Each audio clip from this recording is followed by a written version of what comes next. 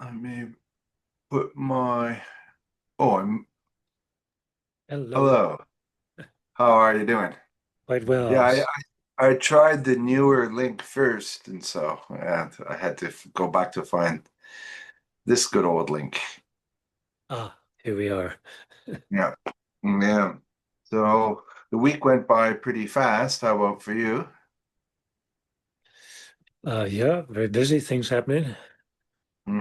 Good, good.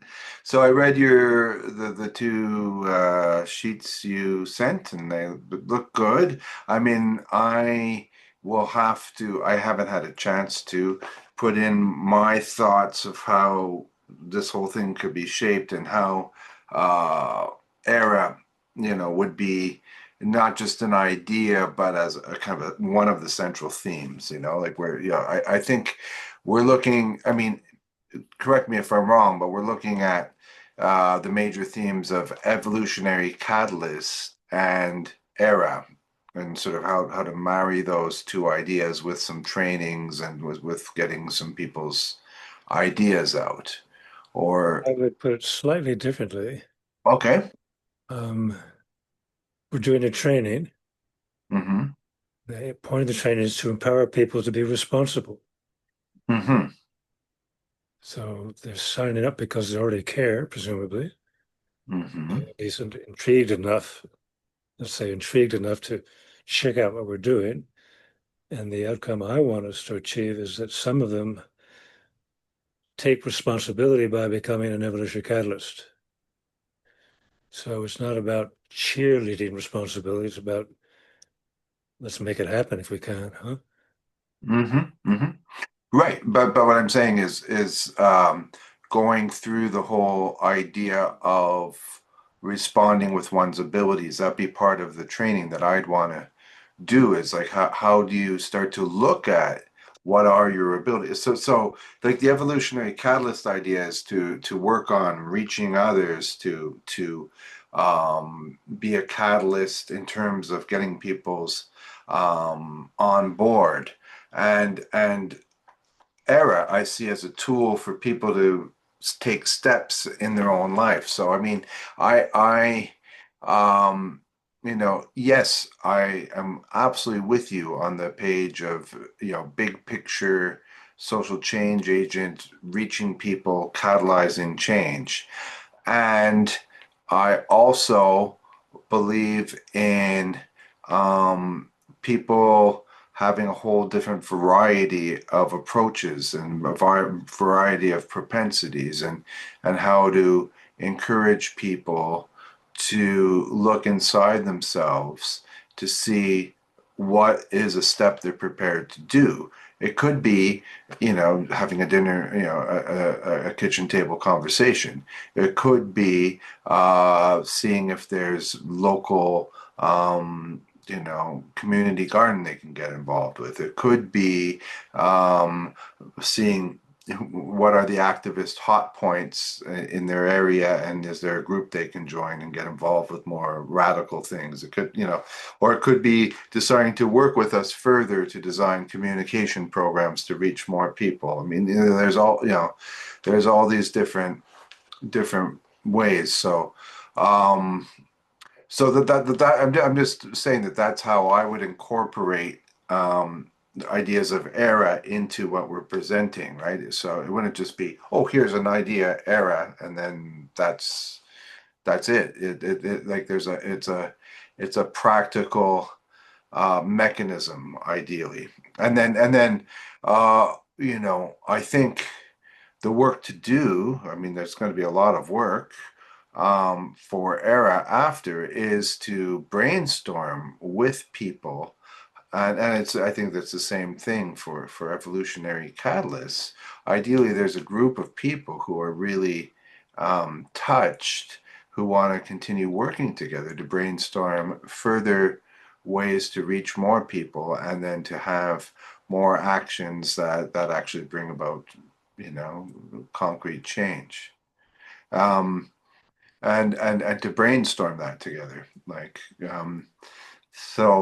for example, I have the idea of an era app eventually. I don't know anything about app design, but an app up on people's phones that can link people who want to do something, put in some time, they don't know what, to events that are happening and things that are happening. And then people who are making things happen put it into the app. And so it's a linkage mechanism, and that.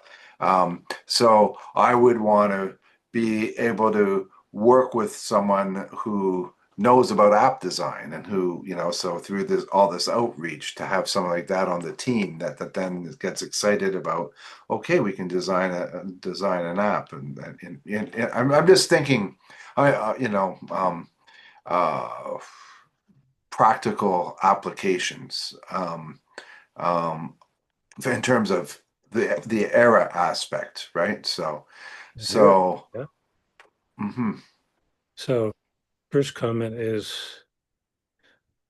I think we're agreed that there can be many roles for an evolutionary catalyst, mhm, not yeah, just kitchen table conversations. You said it could be designing new things. Certainly outreach is part of it. Um, Talking to the local council about programs to help parents, that's a big leverage point. mhm, So not just one tiny role, there's a suite of roles. mhm, So the idea of getting people together, uh, we have about two of us as catalysts now. Lindsay is one here in Australia. Aylin is becoming one. okay, Uh, I don't know them. Mhm, yeah, so they've been part of the course. And there's you, and there's myself, there's Pam, and there's somebody else, Kat, who you don't know either, probably. mhm, So, mhm. I was thinking we should just have a let's get together call and get acquainted. Yeah, no, that would be great for sure. Yeah. Now you're Oh, going. that reminds me, I didn't, I have to tell you how things went with my call with Mike, so I'll tell you about that too. But I just that just popped back into my head. I didn't want to interrupt Keep you. it on the agenda, indeed. Mhm. You're going to Brazil when?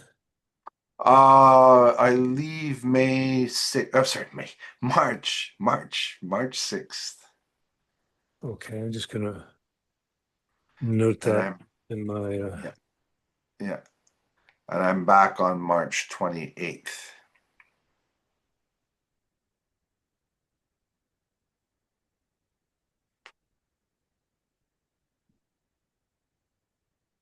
Another date to note is May 5th.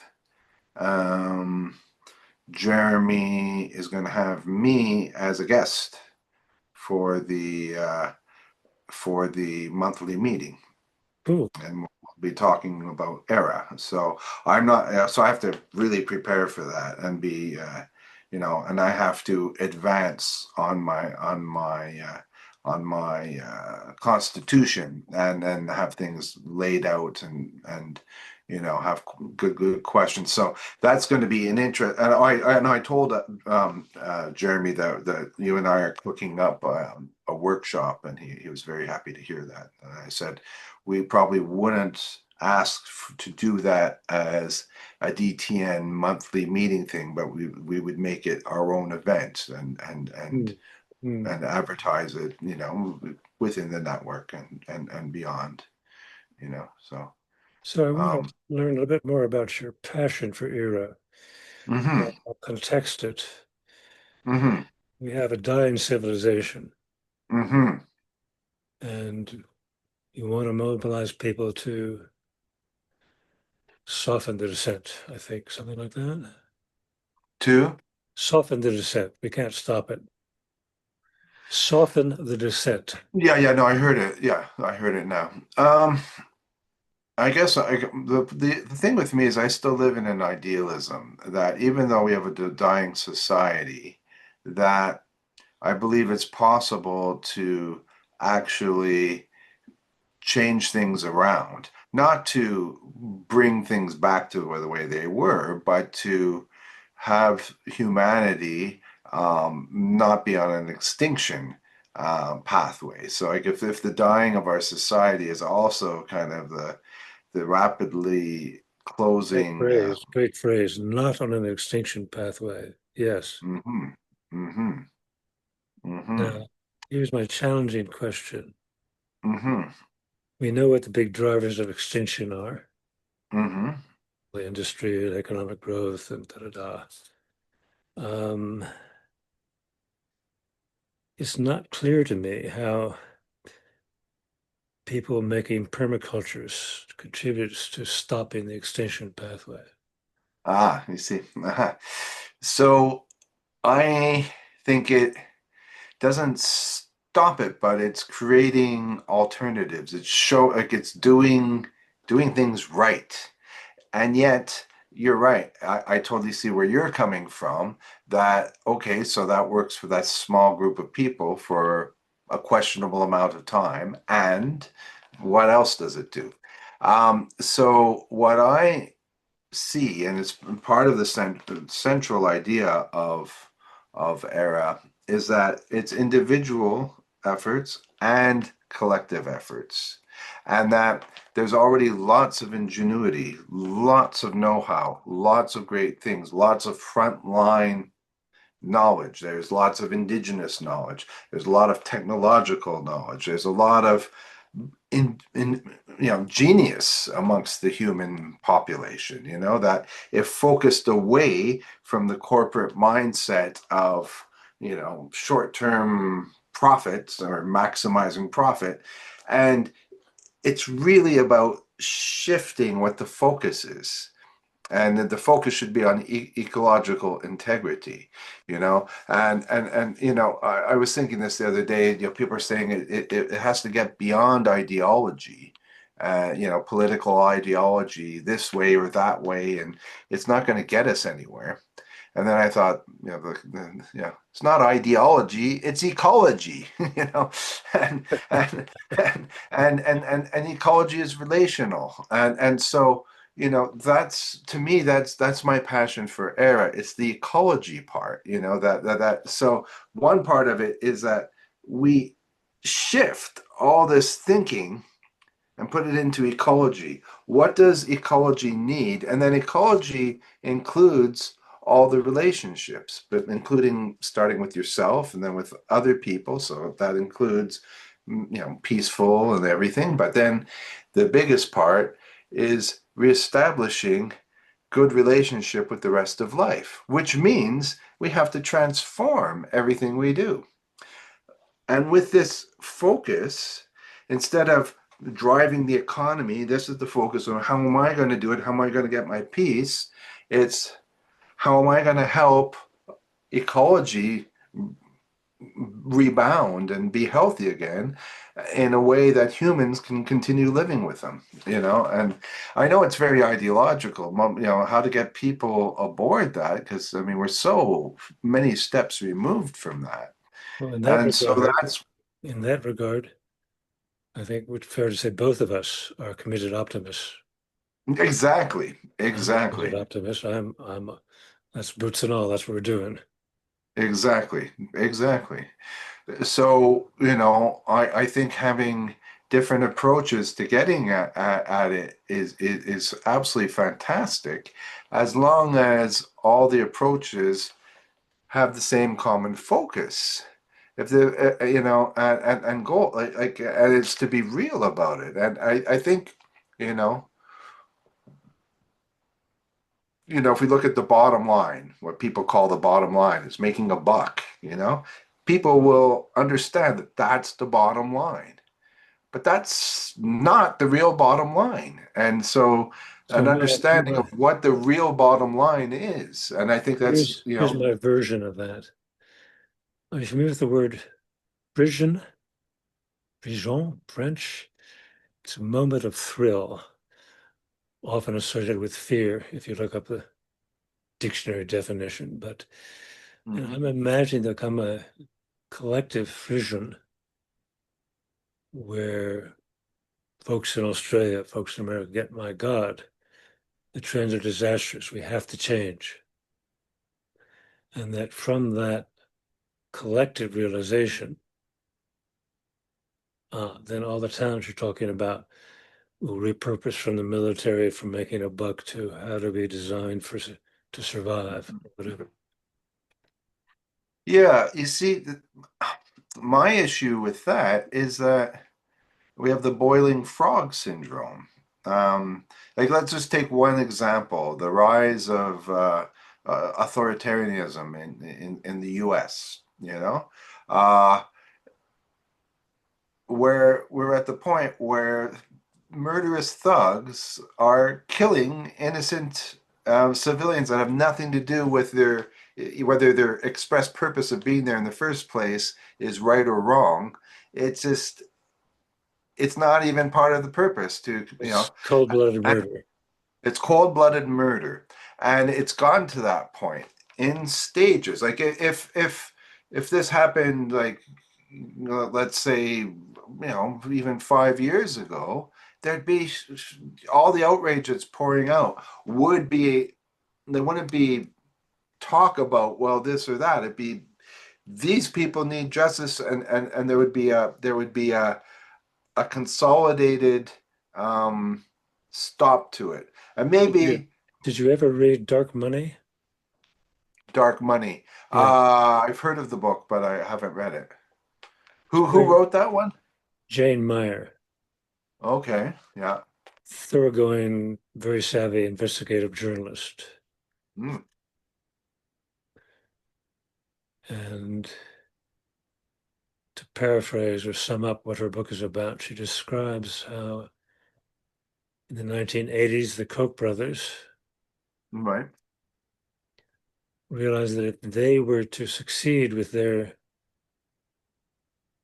low government agenda, they needed to shift public consciousness.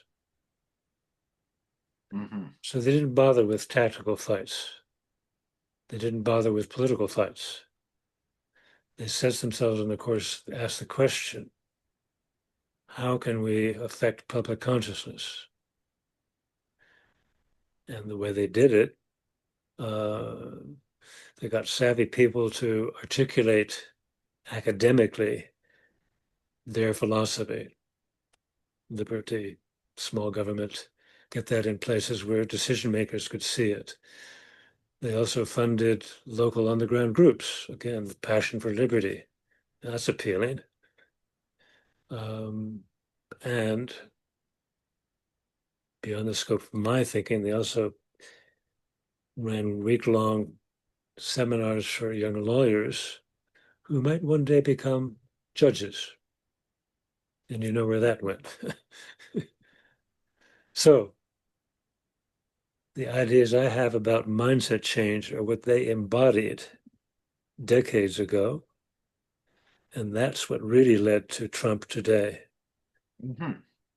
Mm. For sure. Yeah, yeah. Um, I no doubt. I'm talking about a slightly different phenomenon of how can I articulate this? Like the slow boiling frog, that the average person just gets used to something that's just completely unacceptable being normal. And There's a and phrase for and that. It's called hypernormalization now. yeah, yeah, hypernormalization, exactly. So the hypernormalization factor means that all like the insanity of what's happening on so many levels in the world now is just, oh well, that's the way things are, I'll just continue. Meanwhile, what's least talked about in all of the craziness is the ecological calamity that's happening, the breakdown of ecology. So We're let not me just a ask you a society. question. Hmm. So you and I have talked about this for some length. Hmm. So when I talked about a vision about waking up to ecology, That's right. you said, let me challenge you. Friendly, but challenge. I don't get the challenge yet. Yeah, well, that's what I'm trying to get to it. So that I don't think we'll ever meet this frisson point because we should be there now. That's my point. And like you know, if people had all the feeds of all the places in the world where there's huge forest fires, where there's huge flooding, where cars and buildings are being washed away, that this is a normal thing. Where 10 years ago, this would be like, oh my God, this is a once in a lifetime, Let or me put once in a. let me give it a Te- different frame. so they're desensitized and they're not aware of it. So I want to what will challenge it you. take what will Let it me take to reach that point? What will it take to reach that point? Let me challenge you in a friendly way. Hmm. Actually, the fires and floods have had a huge effect. Polls suggest that a majority of people are concerned about climate change. Some are freaked, especially the young people. Greta Thunberg, school Hmm. strike for climate. Others are quite aware, but across the board, for reasons you understand, they feel helpless. Hmm. And they're helpless because nobody, except us, has articulated a path forward that can actually become a path to mental transformation. Right. Okay. So so how does that I agree with everything you just said, but then how does that fit with the we'll reach this point where the frisson will be so much that suddenly the military and everybody like everybody's just going to be on board. And I There's a don't think point. that's going to happen. If I was a betting man, I would agree it's not going to happen. But I'm a committed optimist. Yeah. So my Yeah. job, which I've taken on personally, is to make it happen. Right. Okay, I Yeah. can't do it alone. Exactly. So now we have a small set of colleagues in the League of Evolutionary Catalysts, but we're a speck. Yeah. Absolutely. So then the question is, um, our job is to be as strategic as possible, knowing how much of underdogs we are, and that's what I'm saying. In being strategic, having the idea that we're going to reach this frisson point as part of the strategy, I don't think that's part of the strategy because evidence is showing that we're not going to reach that, No, it's even though not. there's this No, it's concern. not. Brian, there's no evidence about the future. No, I know. Okay. So you're making a case for there's no evidence that you're talking about. What we see is the huge momentum of the system, dysfunctional thinking, growth in the military, all that stuff that says, hey, it's impossible. But underneath that, lots of decent people, many people who care, unempowered. Exactly. So we're talking about strategy. Well, my strategy is not to do permaculture gardens, put a little dig there. My strategy is to find ways to expand the network so hugely that we get the conversation and thinking going. So No, one of we're on the same page with that. That's I'm absolutely that's exactly what I think too. But then within that, yes, the strategies of okay, so I guess the point is um, getting people together, getting people aboard, and then seeing what can be done to help all these other people who are feeling helpless not feel helpless, and then activate them to actually start taking steps to doing more. And then, so it let me builds connect that. momentum. That's great. Let me connect to that. So let's imagine that we get this network going, and then the fusion in some crude fashion happens. So what do we want as an outcome? Precisely what we're talking about now, more permaculture gardens, more local neighborhood connections, more people doing good industrial design. That's what it takes on the ground, on the street, as you put it, right? But I don't think, for me, I don't think that works as a starting point. People don't go from permaculture to systems change. They go from permaculture to more permaculture. Uh, you No see, reason to suppose that they could think any bigger. ah, you see, okay, so that's where maybe we see things a bit differently because I'm Yes, always a pluralist. So I believe they both have to be done at the same time. that won't So work. Brian, you have to make a case about how people move from permaculture to systems thinking, systems change. ah, actually, no. I Right? see that. I think people who are doing permaculture should go on doing permaculture. And then while we're working on systems change and reaching lots of people, part of the era message is that there's so many different things you can go. And look, those guys there are doing permaculture and they're teaching how to do it. If you feel your own propensities, your own abilities are better served going and doing permaculture, by all means, go ahead. And we need more permaculture. So okay, we've lost someone who maybe could have been a social change agent, but they were never really a social change agent anyway because their heart wasn't in it. So so that's what I'm saying is doing both at the same time. And then people who are, yes, I'm interested in communicating and reaching more people and helping people not feel helpless. Okay, we keep working together. But one of the ways to make people not feel helpless is if they say, well, I don't have my whole life to devote to this. I realize I should. I realize but the way I'm still trying to make my way in this crazy world and everything, I have maybe 2 hours a week that I can do something. Okay, so 2 hours a week, you could be in a meeting talking about social change and networking with people. Fine. Maybe you have some ideas to contribute to it. Well, but maybe you can go and be a shovel in the ground for 2 hours and, with the people doing permaculture. And if you're doing that, you're at least helping a little bit. And okay, So so the so first part of your example doesn't work. 2 hours a week in a conversation about change is won't useless. do anything. Yeah, yeah. I no, okay. I agree with that. Yeah. So Okay. so exactly. So for these people who are feeling helpless, who are willing to, let's say, only give 2 hours a week, well, how's a way to help them not feel so helpless? I'm not answering that question. I Hmm. don't give a shit whether people feel helpless or not at that level. Hmm.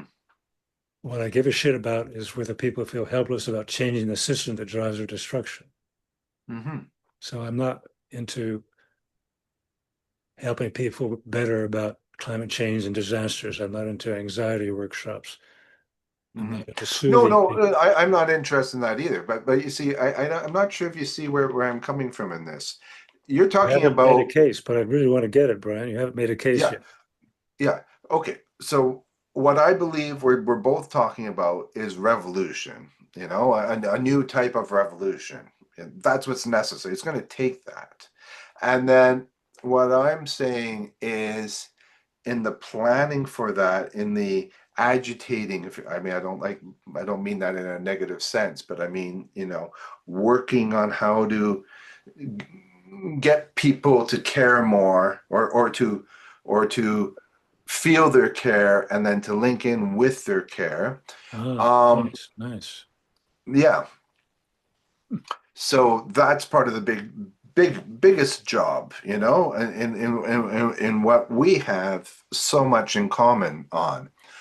And as this is happening, I like we talked about before, I can see it becoming kind of popularized as a cool thing to do. That's where era comes in as an idea, like kind of like, yeah, you don't have to give up your whole life. Like, just get with the program. This is what the cool thing to do. You know, helping have demonstrations to pull more people in to work on the big picture system change, but also helping people do cleaning up a river, for an afternoon, and mobilizing people for that. For me, the revolution takes all of that, and ideally, as the big picture system change um, effort is gaining momentum. There's people on the ground doing more and more. And there's those folks doing permaculture who used to be in isolation. Now suddenly there's more and more people coming to want to learn to do that. So that's not my job to organize them but it is the permaculture people to be, hey, there's more people coming our way, great. And just to be a bridge to point in that direction, while my focus, like yours, is working on the big systems change and helping people, like, So thinking there's part about of it. much of what you're saying here, I quite agree with. Hmm. What you're saying is, it'd be great if responsibility era was a cool thing. Hmm. Uh, the revolution shows up as both whole system change and the local actions. That's really important. It's both and, huh? That's right, exactly. Hmm. Yeah. And then the whole part of ERA is that, well, what abilities do you have as a person? Do you know yourself really? Have you gone in and realized all the potential things you can do? Have you even thought about it? And then people can start thinking about it. So what can I do? Huh, I could do this, I could do that. What do I have time for? What's already in place? Oh, what things aren't in place? Oh my God, I have this brilliant idea about something that's not being done. You know what? I'm going to do that because I'm passionate about that and I can do it. So I'm going to respond with my abilities and start to make this happen. That's the whole idea of ERA, right? It's like an empowering, engaging thing. So and I see it that in people being reached, some people will express their era in wanting to be working on, whole systems change. Again, like those different levels of, so, but for them to know themselves, to know the type of thing that they're good at already, or that they want to be good at, or they want to discover and do more with their energies. So it's like the empowerment side of it. You still haven't shown me how people move from that. No, actually, you're saying it doesn't matter if people move from permaculture to whole system change. Right. Doesn't matter. What I'm saying, what does matter is that the people doing permaculture are aware that, oh my God, there's this new movement going on. That's fantastic. And this new movement supports us in what we're doing. So Like, doesn't try to tell us. tell me what you think of this idea. what if we get some of the permaculture folks to also, both and also champion whole system change and become catalysts? Sure. If they, if those permaculture folks want to do that. Um, let's take a concrete example. I mean, I don't know her very well, but from how I know her, Morag, for example, she's well instituted in her permaculture. That's her life. And she's branched out to being educational in the perp. So her way of getting bigger with her permaculture is sharing about permaculture. And she was also attracted to join the Deep Transformation Network. And so she is interested in bigger system change, and she sets her limits. You'll see her back off and say, "Well, no, I'm not going to do that because I already have a full plate doing what I'm doing." So she keeps doing what she's doing, which is permaculture and education, while keeping an ear open to, everything else that's going on, even though she can't devote her time to it. So this is a great example. This is why we will fail. Hmm. When knowledgeable people say, I'm doing my thing and I have no more on my plate, you and I fail. And it's Mm. common and it's understandable and it's tragic in my view. So my Okay. challenge is how do I help some of those folks dig deeper into their carrying, expand their intellect, and take a bigger responsibility?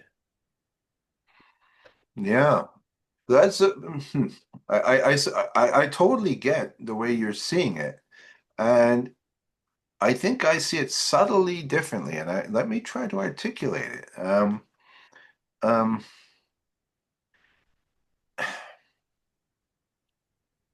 I approach this like you, being a hopeless optimist or a relentless, a relentless Committed, optimist? committed optimist. Committed optimist, yes. So, and in that, you know, if I go deeply along any path, I want to be a realist to it. It looks like, oh, any lots of the paths can lead to failure. So I'm not sure if the one you just said is a fail is any more a certain fail than any of the other ones. And so let me try to articulate this a bit more clearly. Um, in terms of seeing the total idealism of having a revolution that's working at all the levels, and that um, there are okay, I see what you're saying. I'm jumping to the revolution is in progress and it's happening. We've reached the critical mass already, and it's happening. So everybody's doing their roles, and then so there's a need for more permaculture and permaculture education. So those people can continue doing what they're But doing. clarify What from clarify, my Brian. You say I'm jumping to I'm a, saying, a, I'm jumping. a future situation, or you're describing a current situation. I didn't get it. A future generation. I am Okay, I'm with you. Keep going. I'm in my idealism. I'm kind of seeing a future situation where things are working, and that Yes, yes, I'm with you. then yeah. But and what you're saying is, well, wait a minute, we're nowhere close to that, and we need everybody we can to push so that this That's what becomes I'm saying. possible. Yep. Yeah. And yeah, so I get that. Yeah.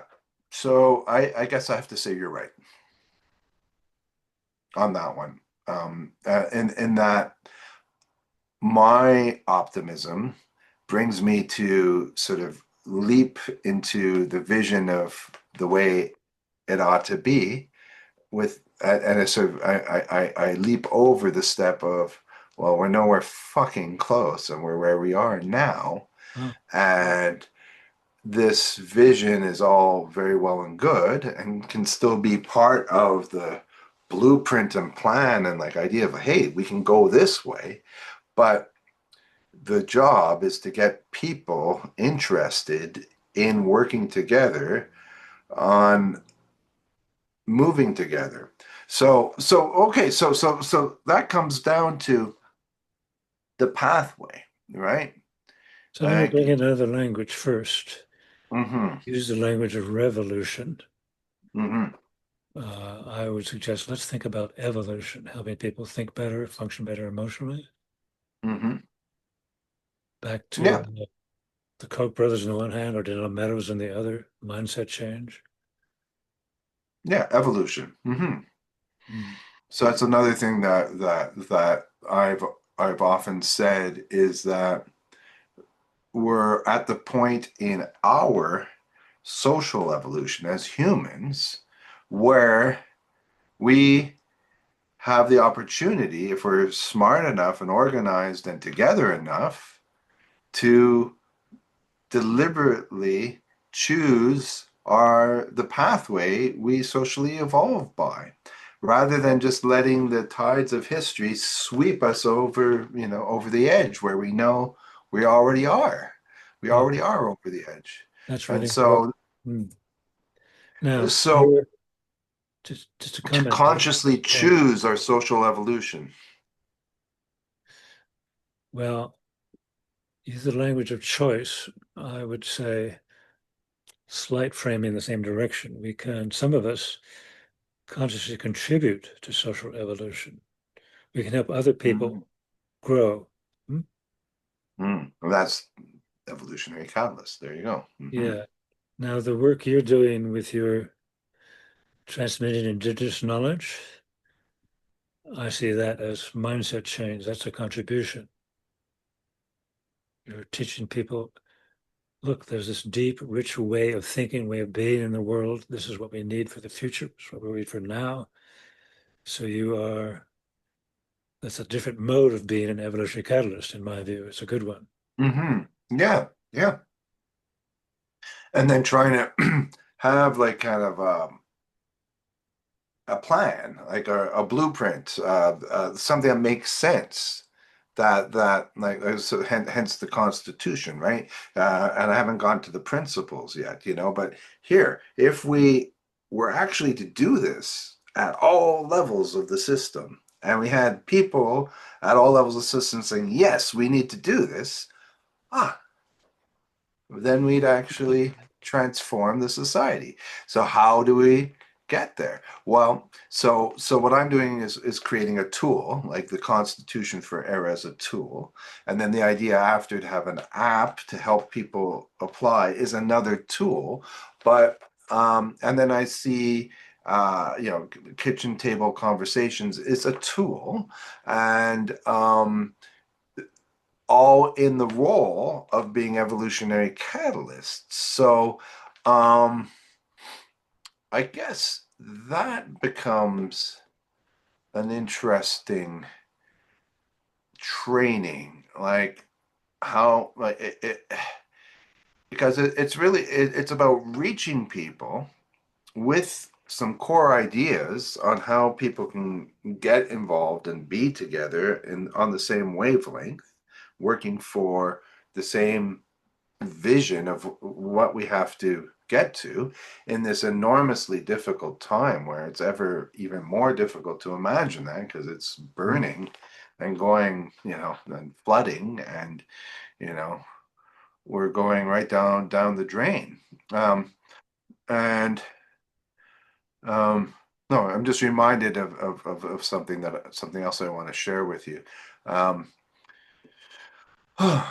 so reaching people, one point. How to help link people so that they're together to work together to do more, a second point. And then, is there a goal at the end or a series of goals? And is there a pathway or series of pathways for this as the group gets larger to um, to make more happen. So, yeah. So I just thought of another very interesting thing. So two interesting things. So sorry, I'm a It's being okay. being a Take your bit like a time. jelly bean here, bouncing around. But um, So just flag the two ideas so we can keep track of them. One yeah. idea. So one is Anishinaabe warning to humanity, and Who's one? the Anishinaabe are the people I worked with, and there's a Uh, document called Anishinaabe Warming to Humanity, which I actually was writing because it was oral tradition, and yeah, it's a whole long, complicated story to get into it. But within it, there's a warning, a very specific okay, thing. I got that. And the second idea, The second idea was, and I forget, yeah, what was it called? Not colonize, occupy. Yeah, the Occupy movement. Okay, what happened there? Occupy Wall Street, but then it became Occupy in lots of different places. And once it was happening, all sorts of beautiful things happened within that. Like I can speak of Occupy Montreal because I experienced it. So that was the second thing I wanted to flag in relationship to what we're talking about. mhm. Um, it's like once it's taken to the streets, and once it can have some roots, then it becomes like little islands of. Brian, let's stay with this. Occupy failed. Bill McKibben is one of the leaders. He talked to New York. It failed. Mhm. Why did it fail? Because they had probably millions of people enrolled, excited, keen, challenging the economic system, really aware, sharp, and no path to empower them to be educators, no path to reach the general I, public. I agree 100%, and that's not the point I'm making about Occupy. I Okay, 100%. okay, So go the on. point I'm making about Occupy is that while it was happening, that suddenly all sorts of great things were happening within the Occupy camps. So, for example, I was already not living in Montreal, but I was there, and I went with my friend on my bicycle, and we went down to see what's going on. And there's this guy um, saying, "Oh, I see your bike." He actually approached me. I see your bicycle. Could maybe use some work. I'm doing free tune-ups. So, oh, great. And he looked it over, boom, boom, boom, fixed up my bike for free. It was just like, wow, that's great. And so, you know, the best of people was being pulled out of them. So the reason I'm bringing that up is thinking that aspect of it, not how Occupy failed, but that if what we're doing starts to create a buzz. And if there's, um, it starts to evolve into something and then starts to um, have things that are happening on the street, but with the difference that we have the bigger vision purpose on how to reach more people and how to get more people involved and how to then people doing permaculture and so on maybe would be attracted to come and be giving a permaculture workshop within what's going on, and so it's like multi-level because everything has to change. That's the whole thing. Systems change ultimately means that every single thing has to change. So I think what I said, I may be making a mistake in jumping ahead, imagining it happening, and I'm now thinking again that maybe not, because if it's simultaneous, like the big picture efforts are going out, and as they're going out, it's creating a momentum, and then things start to happen. And then we want these permaculturists, let's say, to be thinking about big picture change and to be putting their time into it. At the same time, some of those permaculturists will really believe that the very best thing they can do is still keep doing what they're doing because it sets an example for other people. And then as the evolution is happening, there's maybe suddenly a space for them to come and do a workshop as part of, and then that generates more excitement. And then at the same time, there is not, the mistake is not made that it's just against to, we're against the 1%, we're against the 1%, but it's actually, we're about total systems change and everything has to change. And there's a pathway. And I think that that's where ERA becomes strong at that point. We can ecologically respond with our abilities, all of us. The ecology has to be in the center. And that's the shift of thinking. So, of course, I hear your passion that people should be encouraged, inspired to take responsibility where they can. Yeah. But let me give you another intellectual framework. Mm-hmm. When people are faced with challenging problems, they typically, whatever the problem is, want to jump immediately into solutions. I got clear about that from studying design shops. So climate change folks don't look at the big picture. They look at, let's stop coal exports. Let's have more windmills. Mm-hmm. Paul Hawken wrote a book 2 decades ago called Blessed Unrest. Mm-hmm. In the update, there are millions of groups around the world who are doing precisely what you want people to do. Permaculture, better child rearing, better industrial design, whatever. Millions of groups, some quite large, move on, some most tiny, of course. So you want to encourage more of what's already happening. Is part of it. Yeah. Yep. Because if what is happening is, ecologically responsible. So But it's if not. what, But that's the no, problem. no. Oh, right, right. No, So no, no. So what I, but someone doing permaculture is trying to say, I'm helpless. They're saying I'm helpless, and there's nothing I can see that's bring about change. So all I can do is do my thing, and I know by having some land, which I'm lucky enough to have, and working it properly, and then having a few other people, that at least we're doing some good on this one little spot for this small group of people. And at least, so, we so care a little bit. Mm. yeah.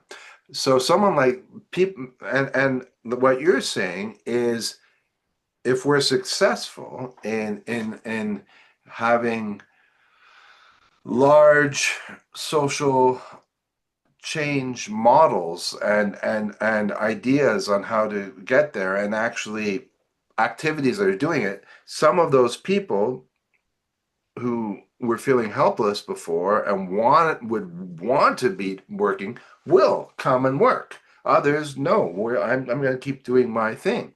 And so what I'm saying is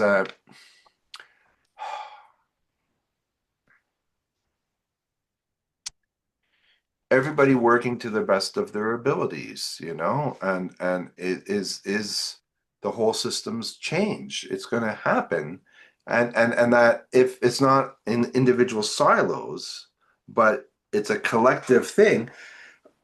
If everybody has that mentality, like in a war mentality in Okay. World War II, we can't let those Nazis take over the world. So let Well, me you have. resonate with you for a minute. So now I'm hearing Mhm, a bit clearer mhm, what the mhm, vision is here. It's mhm. vision, if I can translate it, see if I'm close. There comes a point where everybody gets it. Everybody gets it. We care. We care about the environment. And there are many things that have to happen. And here's the piece I can do. Um, that's one way, one aspect of looking at it at the point where everybody gets it. Um, then there's the place where lots of people are just so confused. They don't even know what to do. They don't even have the right focus. They're concerned that a U.S. citizen got gunned down by thugs that the federal agent, that the federal government sent, and they're concerned about that. They're putting all their thinking into that, and all their care, all their upsetness, they're effectively being completely cut off from even thinking about the environment or the rest of life in any way. They're thinking about one person's American life, one American citizen, It's an and important observation. So they're going to be blindsided by reality. that's right. So if people are blindsided, then is there a way to reach them? Maybe some of them, and that's great. So we have to try to reach some of them, but we don't waste time if they're not being reached. Okay, well, never mind those. Okay, so Who let me who translate that. So if they get reached, it's not that's great. That's important. Now, Yeah, yes, we won't reach, quote, everybody. In fact, it's a hard slog to reach anybody at this point at the level we're talking about. It's not easy. not easy. But my position is, but it's essential. Yeah, and I agree with that. Yes. I'll So, tell you a story. I had a conversation with somebody else earlier this week. I guess that was yesterday. She's runs design shops for Capgemini, big tech consulting firm. She contacted me because in the Aspen webinar I mentioned design shops. Hey, somebody doing design shops, let's talk. Cares about the environment. I said, ask a question. How do you feel? Oh, it's terrible. Okay. I don't think she actually knows much about actual sustainability. It's not her sphere yet, but she cares. mhm, So she said, okay, yes, I'll go through do the things to become a catalyst, center this. And I'd like to have you do some webinar, talk to our volunteer sustainability team. Okay, sure, talk to your folks, that'd be great. And she wants to introduce me to their sustainability manager, who's probably really knowledgeable. We'll see. So she's teeing that up. So that's great. That's a little bit of building the network. yeah. But then I think about Capgemini itself and all the consulting firms. They're in the business of helping other people make money. I So know. it'll be interesting to begin to reach senior people with reality, huh? Big challenge. Well, yeah. So there's a lot of complexity in this, all of this, right? It's like there's so many different aspects I want to say at the same time. Okay, so there's shallow to deep approaches, like Stuart Hill had mapped out a long time ago, that the most shallow approach to change is efficiency. Well, let's make this, we have this system that we want to, produce more results. Let's make it more efficient and get more out of what we can. Then you can go a bit deeper and go into substitution. So, oh, okay, well, this system isn't working because we're using this technology, which is, producing adverse effects. So we need to substitute. So this would be the level of what you were talking about, the climate change people. Like, okay, we don't want coal, we want, Oh yeah, I get that. so that'd be substitution. But the deepest level of change is redesign, where everything had, you just redesign the whole system, and that's what you and I are talking about. And redesign gets the least amount of talk and thought, and gets the least amount of funding. It's like the opposite is the case. So that was just one thing I wanted to Stay with it a bring. minute. Mhm. There's something else in Stuart's thinking that needs to come in here that you didn't bring up. there's lots of people working on redesign, new economy network, that no clout, but they're thinking Hmm. it through. And okay, that's part of the mix of ideas, the field, all that. But Stewart was instrumental in creating social ecology, as you know. Hmm. And the core idea, as I understand about social ecology, was that it didn't work to teach farmers techniques. It worked partially, but not very effectively. We actually had to teach the farmers how to think in terms of ecology, the system. Yes. Hmm. So that's precisely maps what I'm talking about here. Absolutely. Hmm. Hmm. Hmm. Hmm. I mean, it's like the old saying, you know, you can get fish for a community, or you could teach the people how to fish so that they can go Yeah. do it themselves. So in Yeah. that I mean, framework, to cut to our difference for the moment, mhm. um, what I see you trying to do by encouraging people to do the practical actions is you are encouraging the farmers to use this fertilizer or that. Hmm. Okay, so Stay, so stay with it. why? Stay with it. No. Okay, I'm not saying I'm doing that, but let's say for the moment, I can agree that that's what I'm doing. Okay, so then, It's a rough metaphor. Okay. yeah, yeah, yeah, exactly. So and this links directly to the point I was trying to make, that as links to you going to do, talk to the sustainability guy, knowing that, well, the sustainability guy within a company that works on economics. So, what about making the change from within? This is the kind of reformer aspect. And I don't think reform will never work on its own, like, because, but maybe it is an essential part.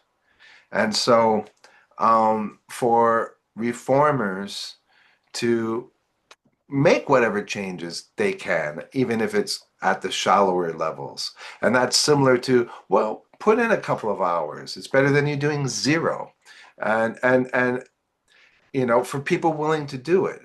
So what I'm saying is that shouldn't be our focus.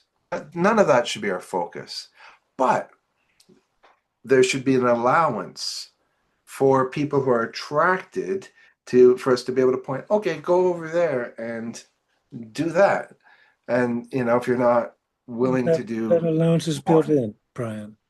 yeah, We don't control people. In fact, we don't even no. talk to many people. We expect. Right. Yes. So the field is open for people to do whatever they're moved to do, and lots of people doing what they're moved to do with care. Right. But But but but my a little tweak. mhm. Um, to my working from the inside, I wrote an article for the Journal of Corporate Responsibility 3 decades ago, Ah, and I talked about what I call the corporate paradox. ah. Okay, you're in a job that's destructive. You're a consulting firm, da da da, but you care. Mm-hmm. You're not going to commit economic harakiri. You're going to keep doing the job, but you can work to shift the consciousness off duty, and maybe to some degree within, as you talk to other people that you know. Mm-hmm. Mm-hmm. Well, I think that's important. Yeah, I mean, again, that's not the main strategy, but it's a strategy. So that is something that, let's say, when you're go in to talk to the sustainability guy, and he realizes, okay, well, actually, I have a lot of sway, and here's what I've been trying to do. Let's say I'm trying to change some of the investment portfolios or whatever to be more green and whatever. And let's say you inject new ideas in him for there's more he can do.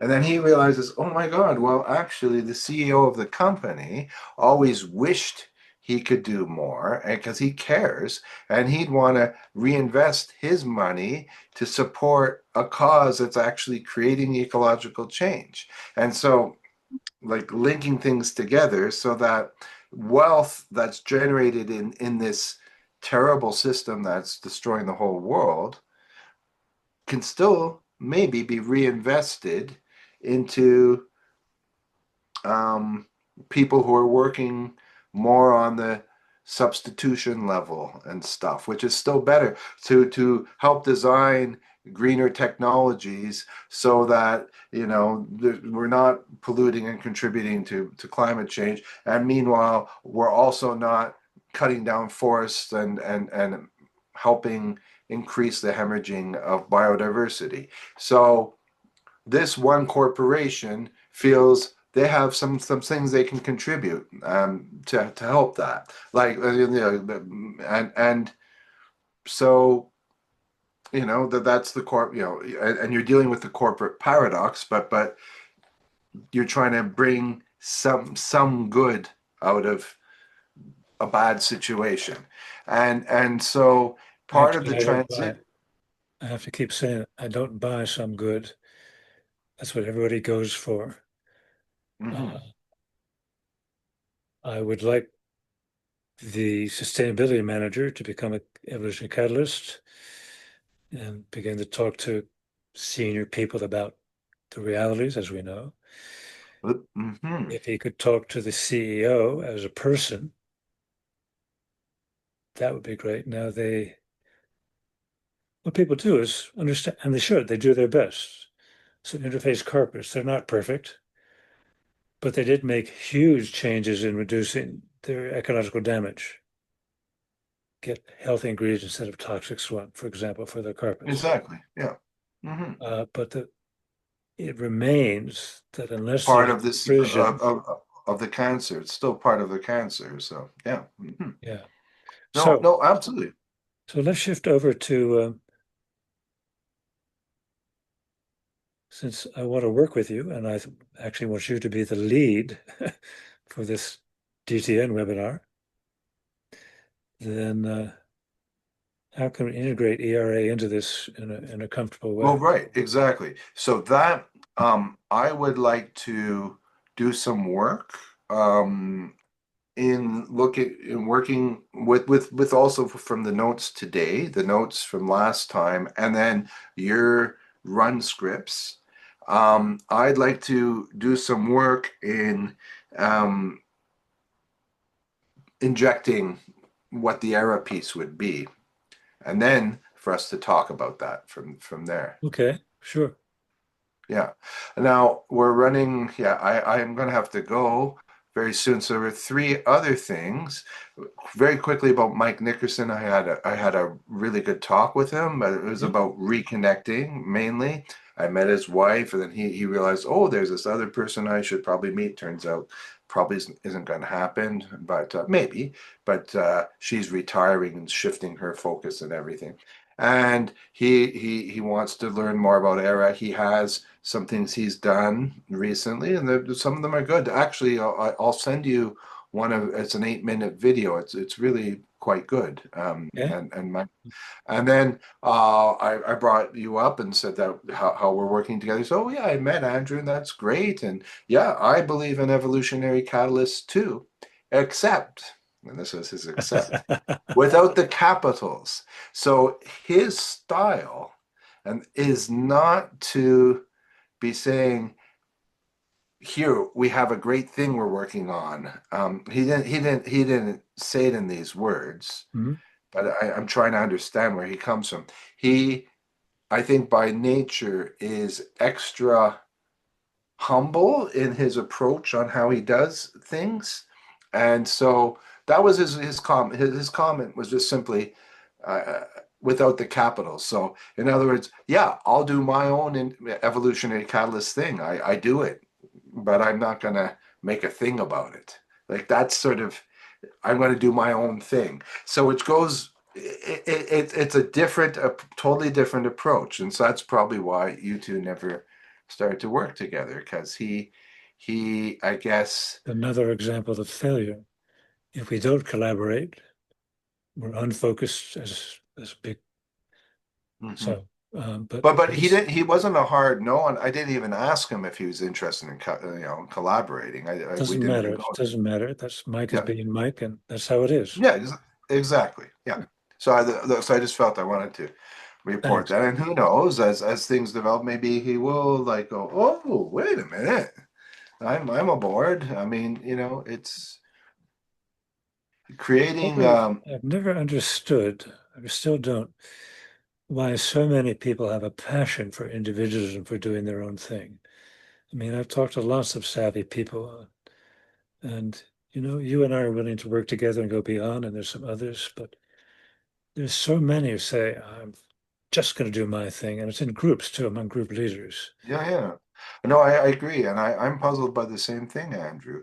And the closest answer I could get to is ego somehow. That people put, and I'm not someone who believes in crucifying the ego as a bad thing, but just ego is a force in people, and so their ego then gets placed in this is what I am doing. I've made the choice that I am doing this permaculture, and this is my thing, and this is what I'm doing. And yeah, I'm almost finished, okay? There's only a 5 minute window to get your dinner. Okay, great. Yeah, I'll be down in 2 minutes. And so my identity has been placed with what I'm doing Ah, completely. And so now you're saying, well, come do my thing. Why should I go do your thing? I'm already doing my thing. And my thing is good.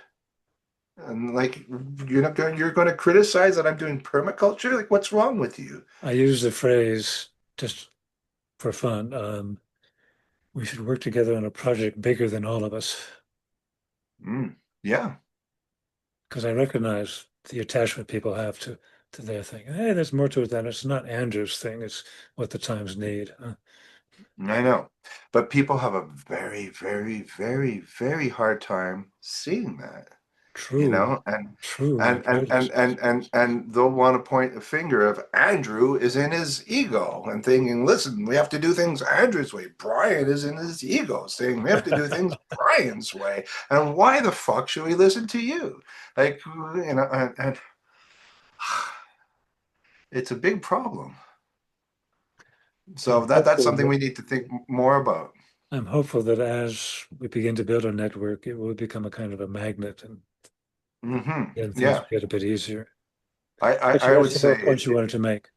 yeah, I would say it needs to do that to be Hmm. successful. Yeah. So, so the other two things were, well, I already said the thing about, so there's only one thing. I already said the thing about, mobile, occupy, that we already covered that there was emergent great things happening from the fact that a movement is taking form, so just to keep that in mind that, um, emergent beautiful things start to happen, the movement has to be on with the right strategic aim so that it's not going to be a failed movement. So Hmm. that's our biggest challenge right there.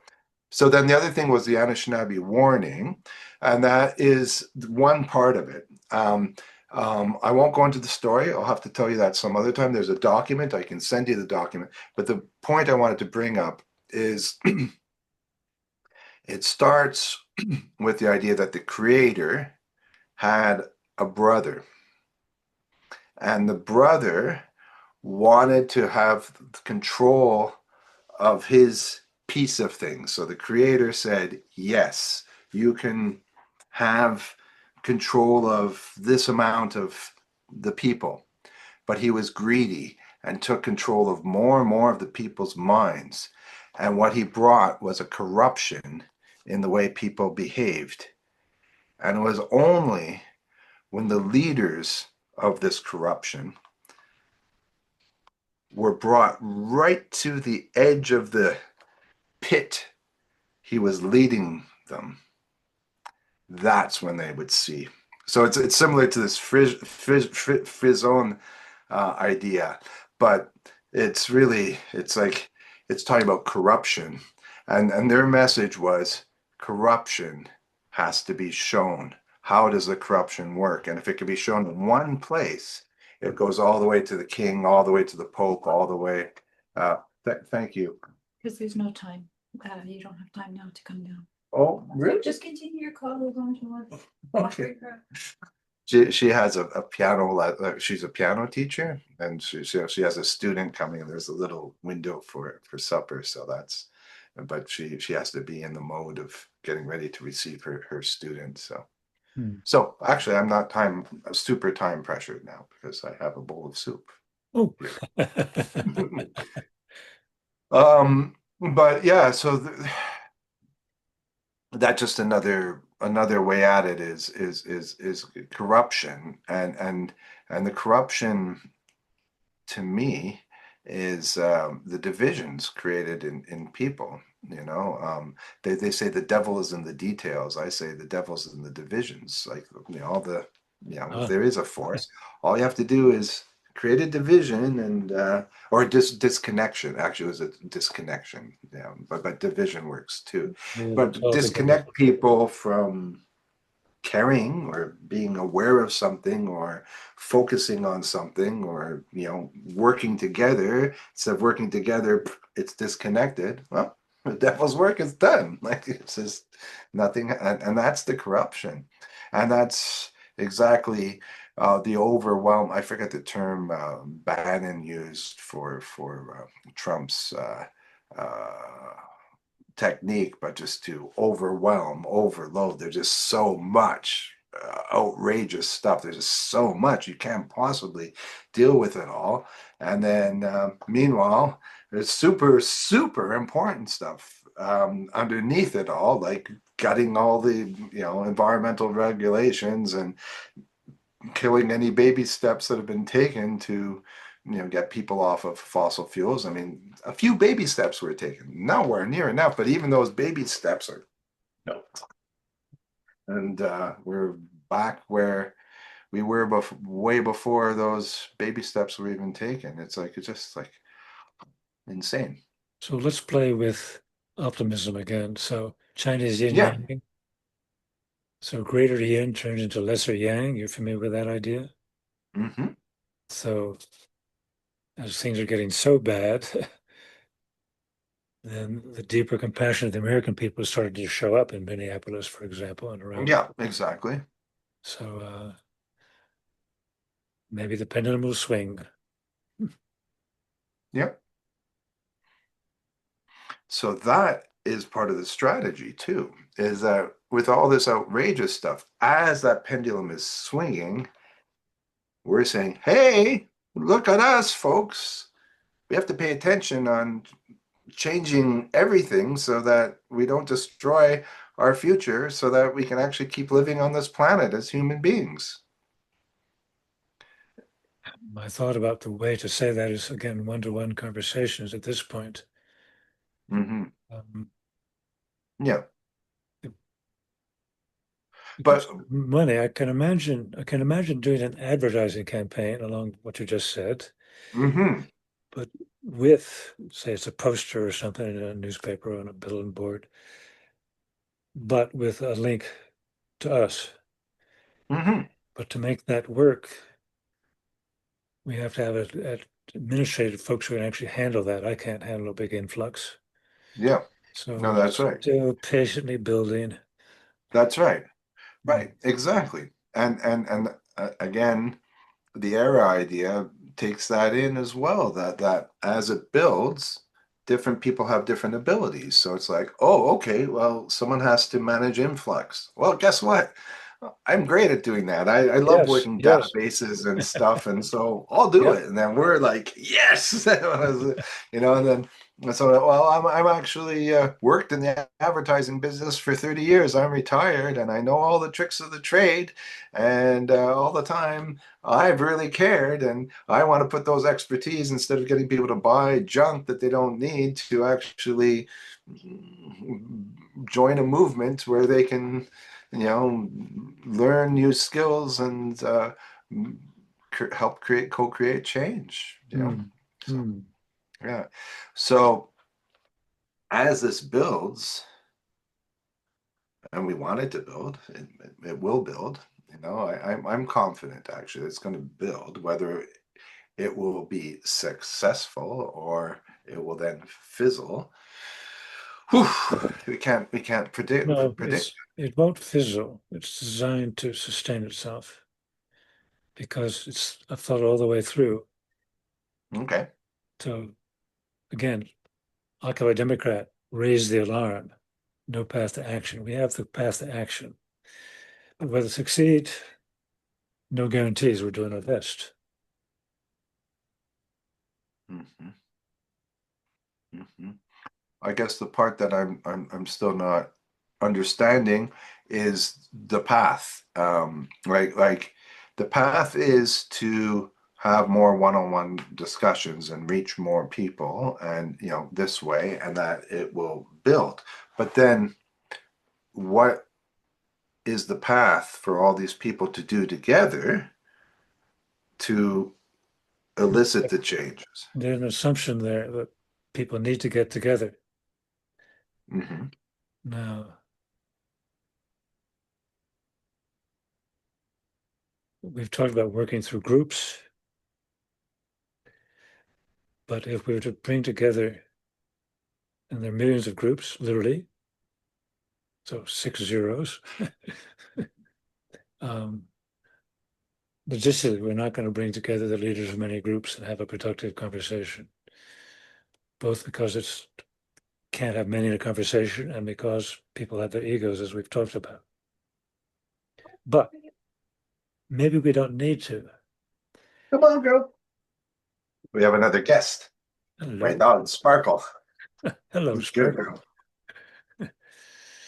So the thought is to not try to get people to align and cross-fertilize and collaborate, but to align in a common direction. Right. So then, right, but the common direction then, and I think this is going to be interesting what I'm about to say, then leads to a pathway so that everybody's following the the direction. So And the let's think about how we're going to pathway, articulate. How would you articulate the common direction? I mean, I have my language, but how would you phrase it? well, I mean, again, people have issues with this, but the path to ecological civilization, let's say, but people have an issue to this because civilization, they're triggered by the word civilization, and they think, or years that for flourishing life, or what I'm suggesting, ecological integrity, where humans are all walking the pathway so that we're supporting ecological integrity. And we know that that's ultimately good for us too. But here's the point I wanted to make, though. Just let me get this point out. Councils, they're a mechanism along the pathway, right? So, because small groups work, because we can't possibly coordinate, millions of people, we're setting the pathway. But we have some tools along the pathway, counseling processes, and then this is indigenous knowledge that comes in there. That there's different levels of councils. There's women's councils, there's men's councils, there's youth councils, there's local councils, there's regional councils, there's large bioregion.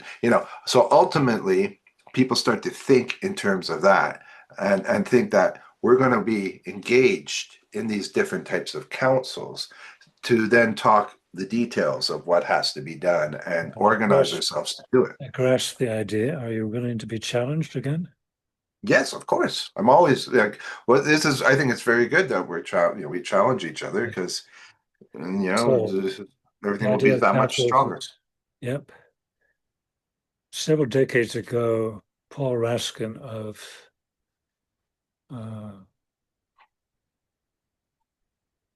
the Great Transition Institute, I think they call themselves, something like that, Oh, um, had an idea exactly like that. You wanted to have a central core group and then a number of academic groups on different issues.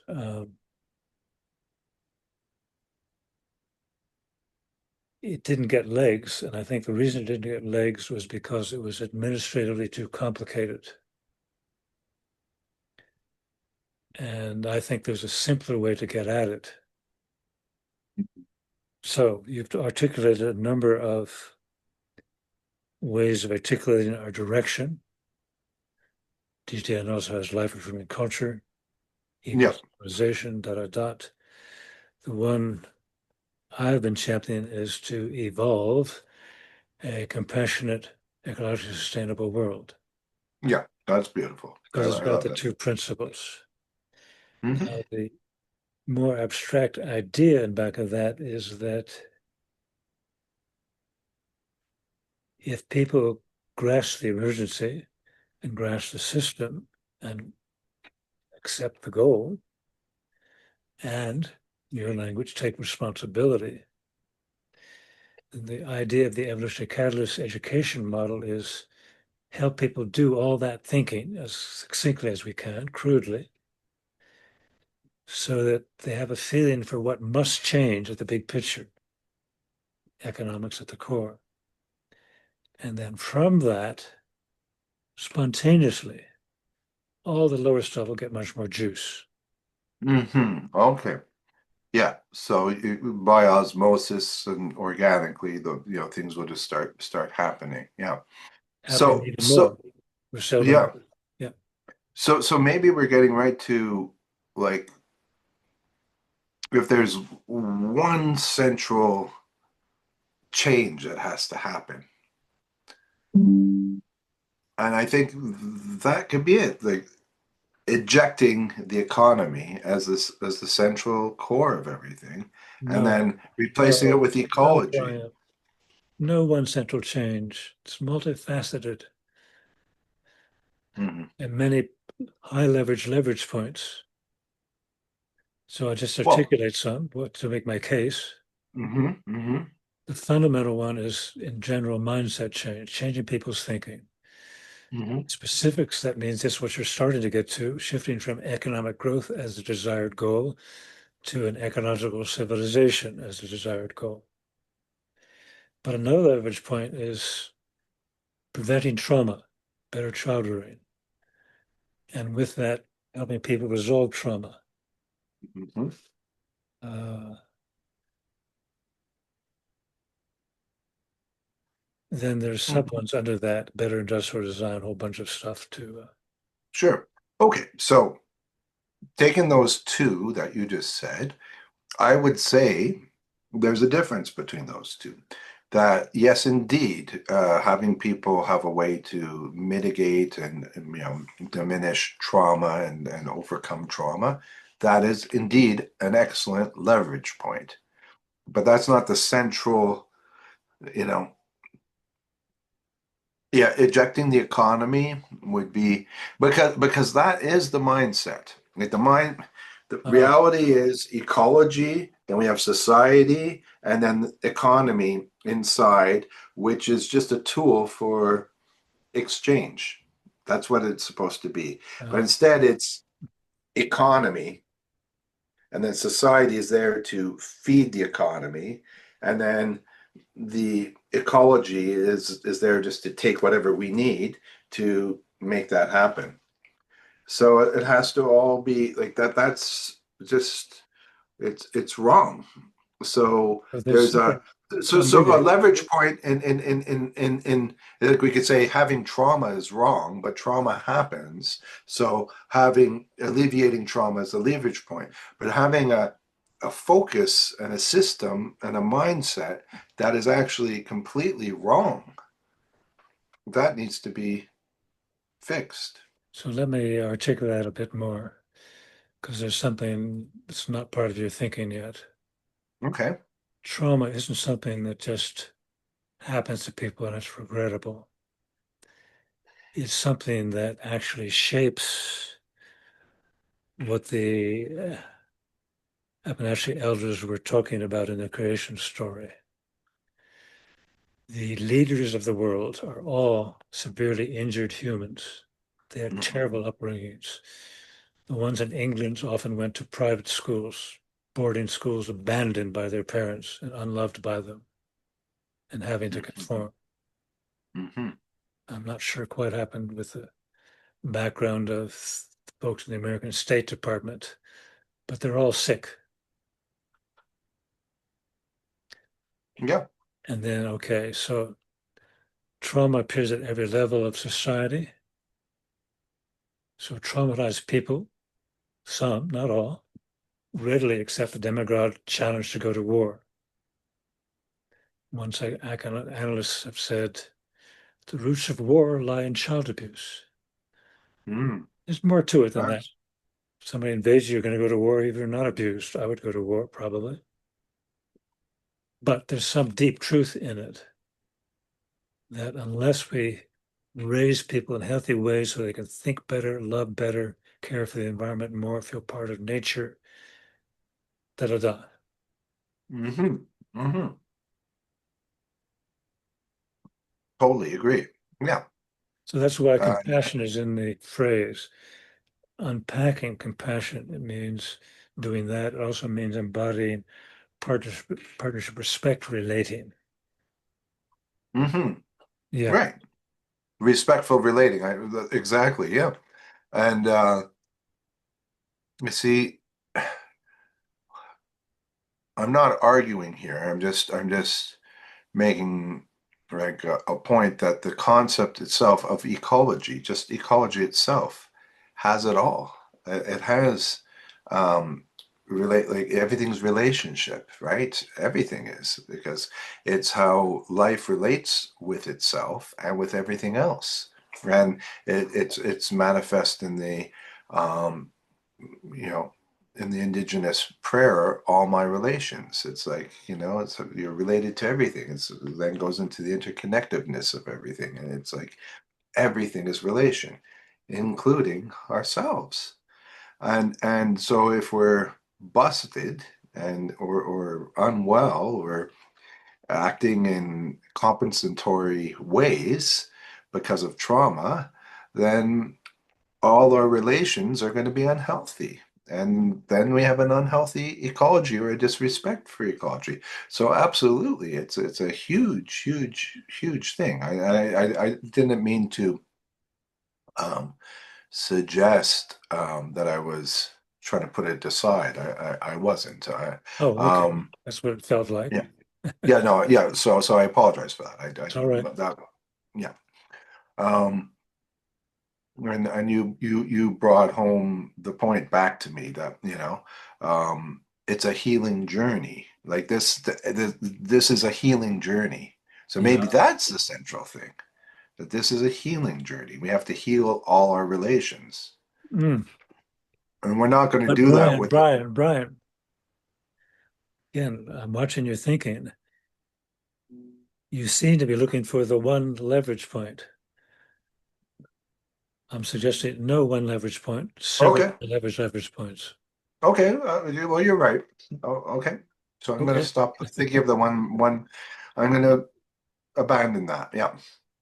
So then what's necessary is thinking of all the most important leverage points and then to sketch them out, like how they all relate. I've already done And it.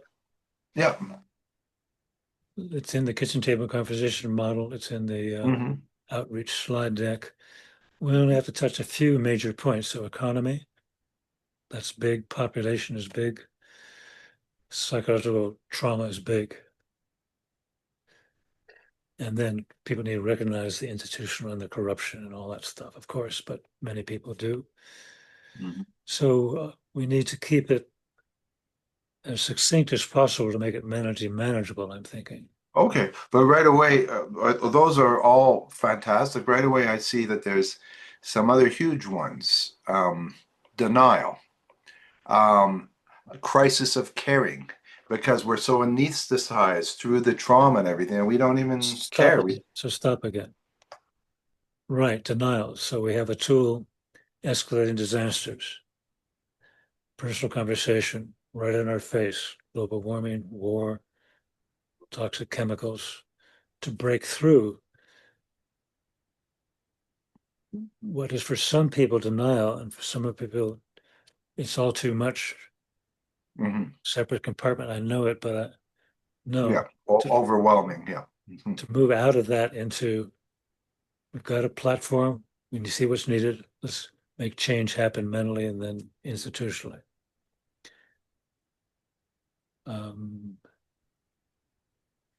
and then what Mhm. was the other one you mentioned? We have that as well. Uh, Right uh, through oh, healing. well, crisis of caring. Yeah, but Right. yeah. Now, if we talk about a crisis of caring, so what? That's preaching.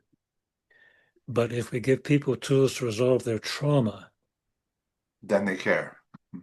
then yeah, the caring can emerge. It's underneath. Mhm. Okay, so then we have education as another one. There's so much ignorance, and something Jacques Cousteau said about this one is you need to bring people to nature. So it's like the disconnect from reality. You're maybe like, I wish I the, could do that. There's a group in Australia that does that. Um, Great ecological teacher came out, and the people take people on wilderness trips. And there's some schools that take kids out into something like that on camping or whatever. But with a population of 24 million now in Australia, we have 3 groups taking teams of 24 out into the wilderness.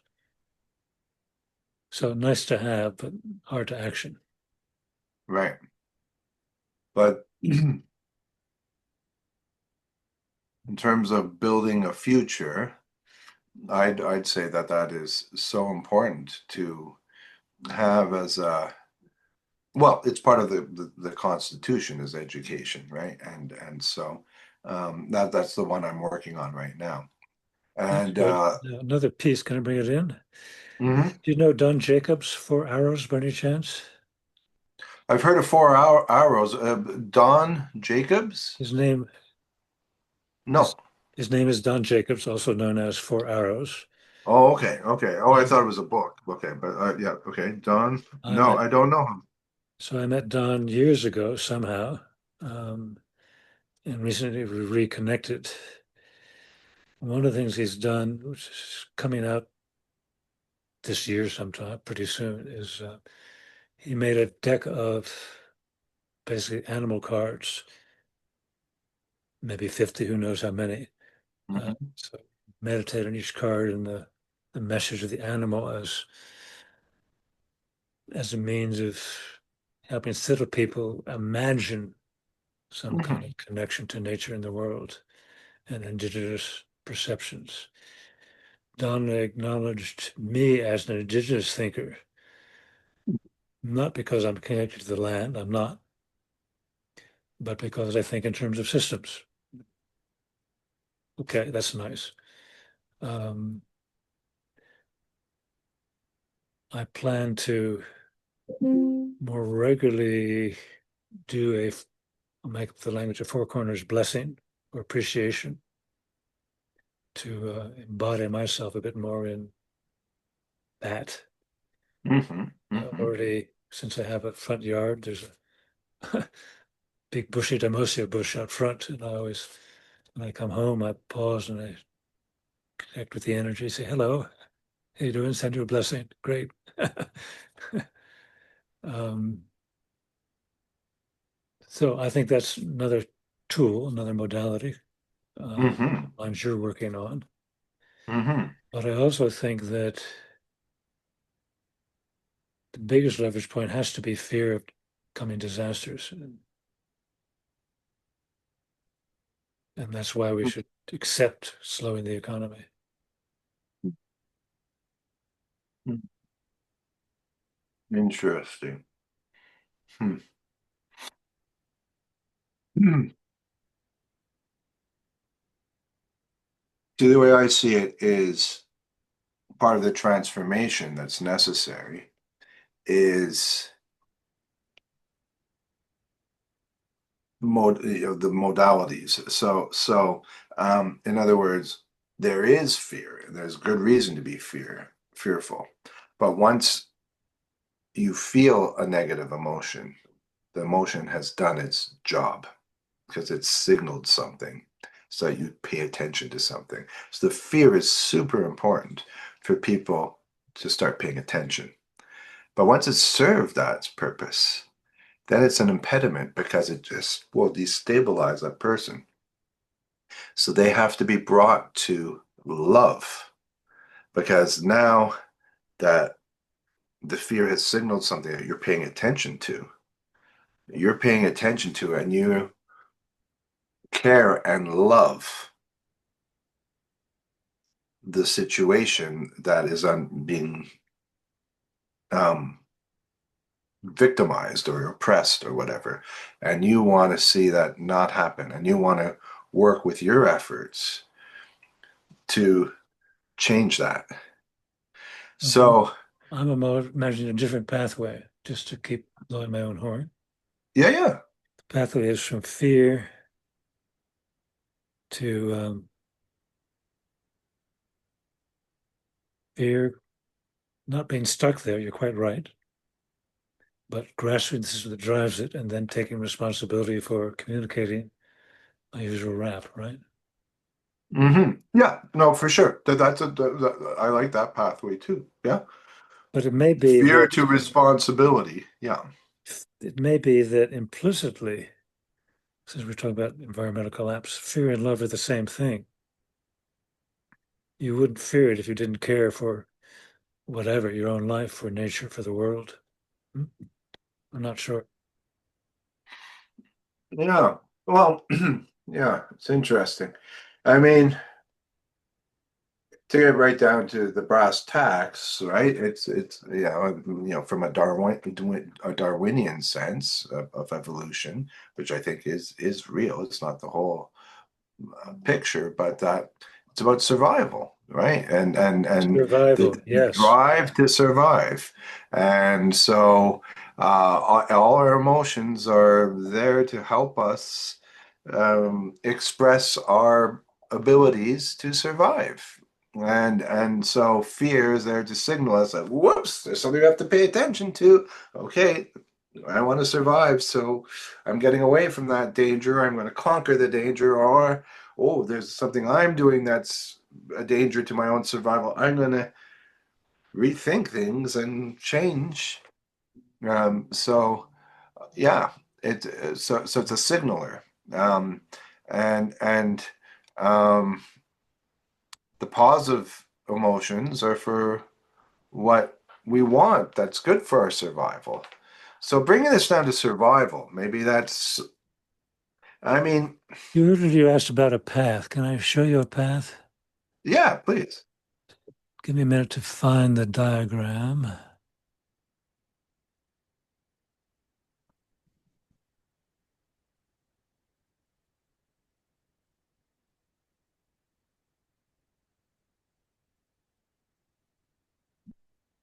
Yeah, that's interesting. While you're doing that, I'm just gonna it's interesting. I was saying fear needs to go to love, and then you're saying the path you've thought through is fear leads to responsibility. And Jacques Cousteau in his message was saying both of them at the same time. He says you bring people to nature, and when you're in nature, you automatically marvel. And then when you marvel, you automatically love. And then when you love, you automatically want to protect. Yeah, all of that. But people Hmm. live in big cities.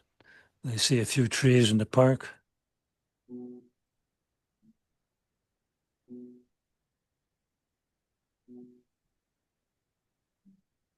I'm not against people connecting to nature, quite the contrary. Well, of course. But I don't include it in my strategy conversation.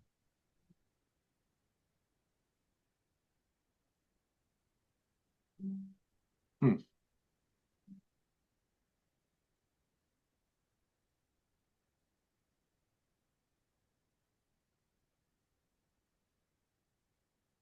Oh dear, I'm having trouble finding the slide I wanted to show you.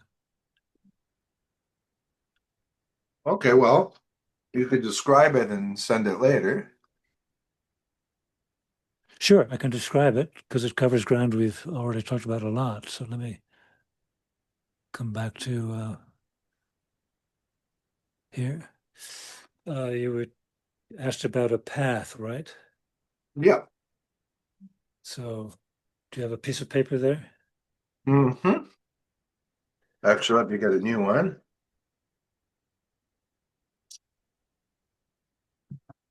Okay. So number one, raising the alarm. Raise alarm. Raising the alarm. Yep. Number two, grasping the system.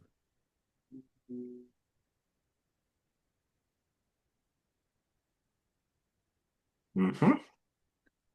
Number three, having a positive goal. Compassionate, ecologically sustainable.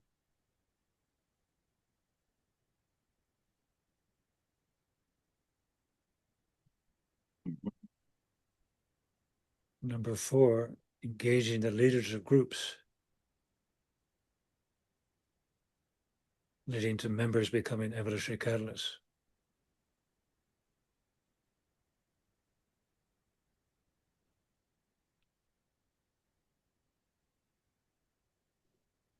And then number five,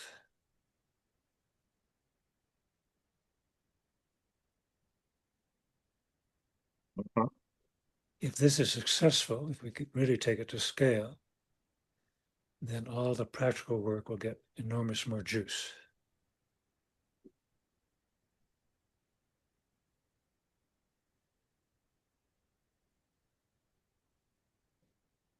Mm-hmm. Yep. Well, that's my strategy, strategic map. Mm-hmm. Mm-hmm. Mm-hmm.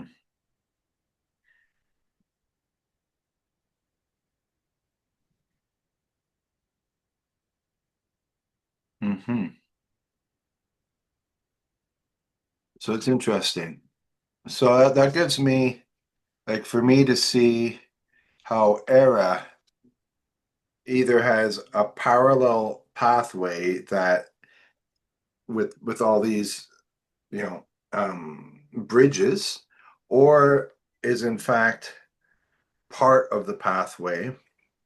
And that for the purposes of us working together and for the purposes of um, the webinar, it's to see what that integration is like, and that's still not 100% clear to me because so that's some of the work that I need to do, right? Is um, chart ERA as a pathway in the way you have done, and um, yeah, I'm going to do that. I'm just going to flip this paper. I'm not going to do it right now, but just chart ERA as a pathway of steps.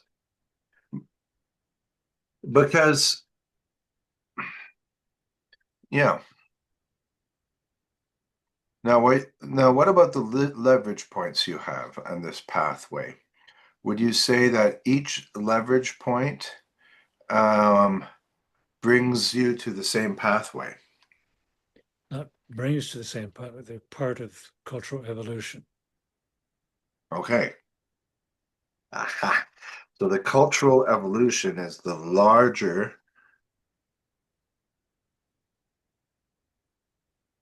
cultural evolution with many leverage points. And maybe ERA is a leverage point because why? Because we're being wholly ecologically irresponsible, and people don't even talk about that on that level. It's like, oh, it's terrible what's happening to the environment. I wish it could be different, and I want it to be a good world. and then it sort of stops there. But then, Martin Holgate, have you heard of him? Back in Rio, he talked about the three levels of denial, No. and he said that the first level of denial is denying that there's a problem.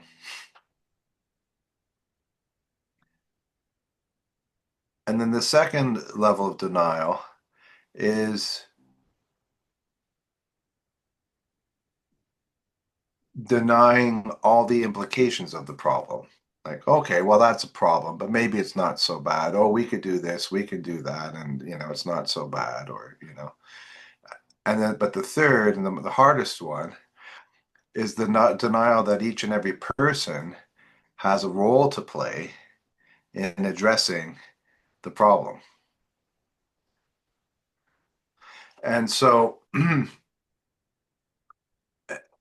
it also talks about, I mean, in another sense, I should send you, I mean, it's there on my Era website. I don't know if you've had a chance to check it out, but there's a blog section on it where I've put up a few different writings. And one is, it's around 4 pages. It probably takes 10-15 minutes to read through it. It's my report for the Explorers Journal on the Global Forum in 1992 in Rio.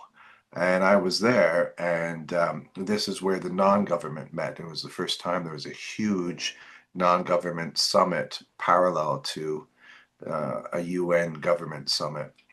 And so there's a lot in there, including my having crystallized down certain beautiful nuggets that other people were saying in something that was called the Open Speakers Forum, which was part of the Global Forum. And that was set up that anybody who felt, well, high profile people who felt they had something they wanted to share and talk about, they talked about. And I have audio tapes of all that too. It's incredible. I mean, there's so much was bubbling up at that time in 1992, and so many solutions, and so many warnings and ideas pointing to what we need to pay attention to. Anyway, so that little bit about denial is in that article, with so many other things. So that last one is, I really think that's at the heart of what you're trying to do with ERA, right? It's a critically important step that we have to get good at, ideally.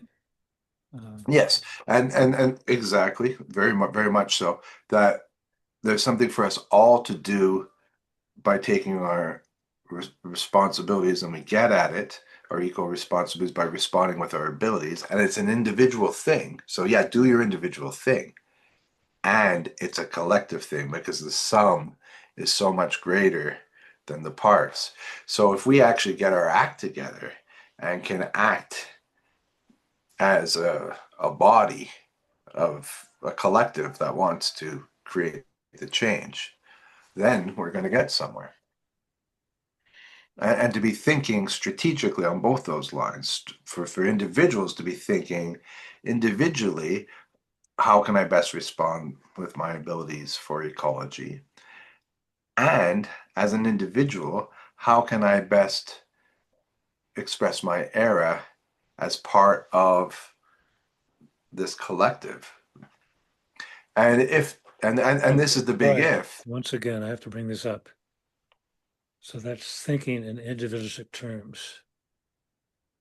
No, but I'm just getting to the collective and the understanding that there's a collective, and this collective has enormous abilities. So that so if this collective is saying, well, we're following this pathway of being equal, evolutionary catalysts, so that here, I'm going to put on my glasses, so that we're engaging leadership and that we're upping the scale, that's what's happening, then Era is like a motor helping drive that. Like, so then the individuals are seeing what their part of it is.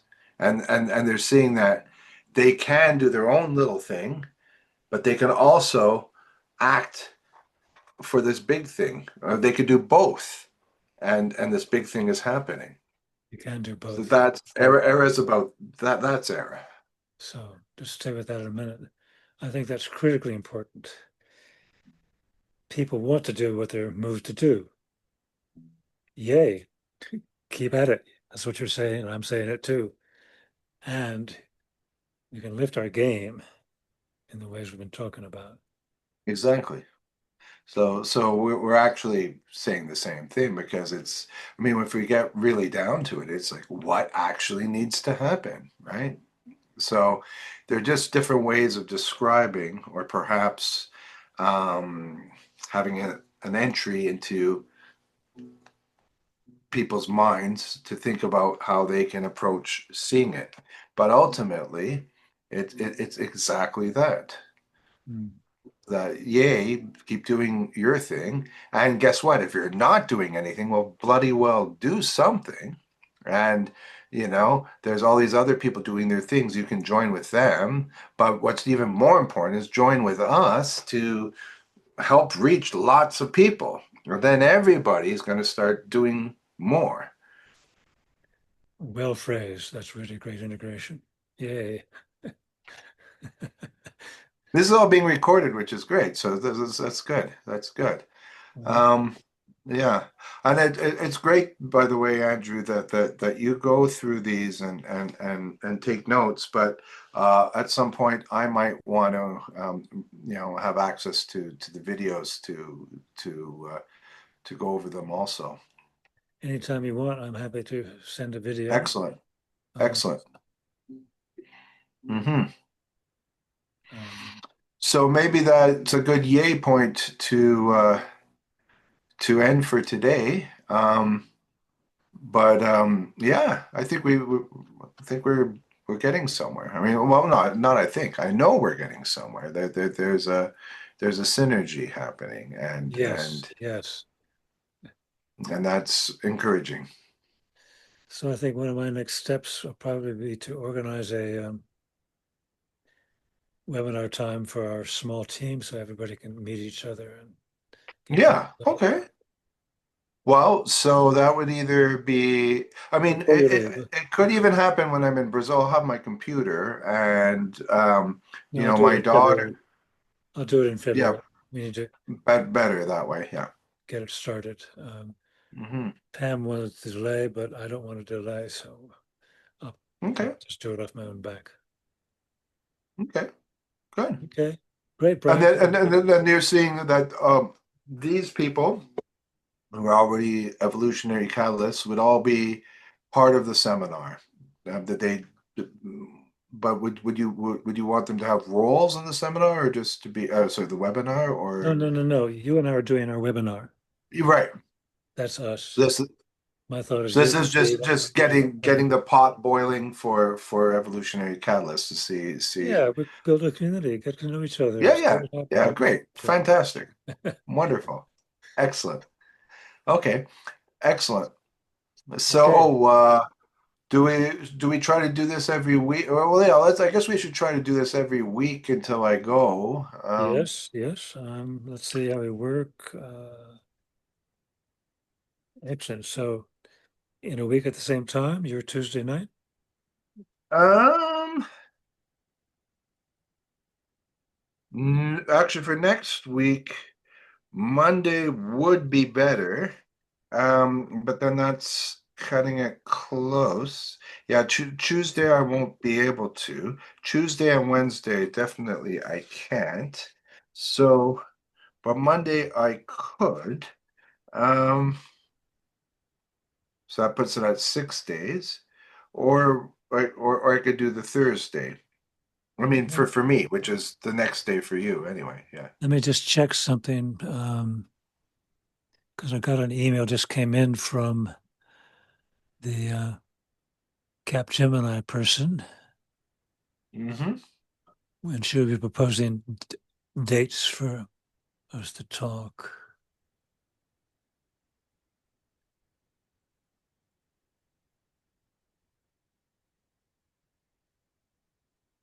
She proposed my Tuesday at 9:30 in the morning. So we started, you and I, at 9 in the morning.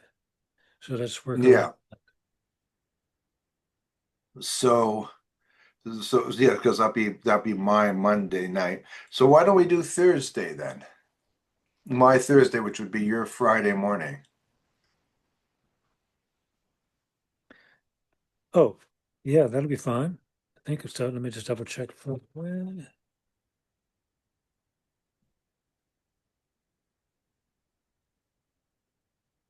Excellent.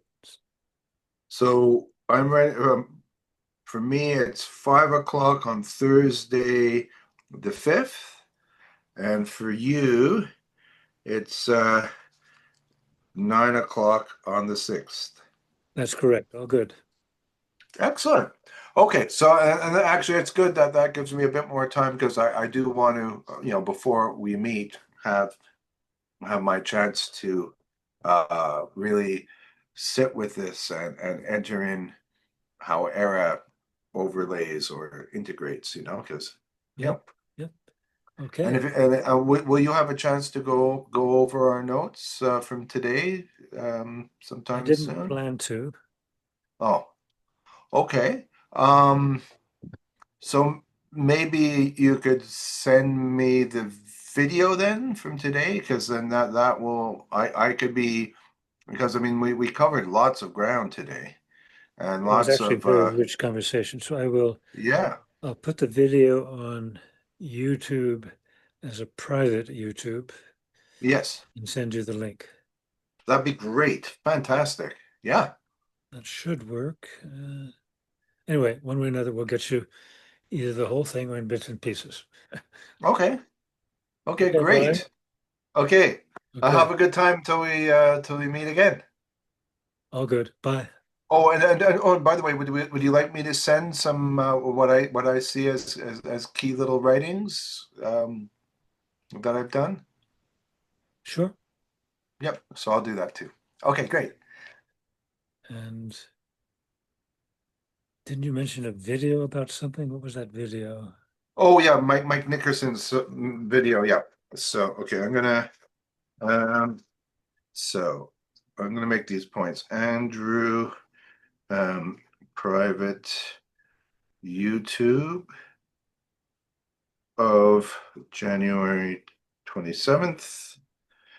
And then Brian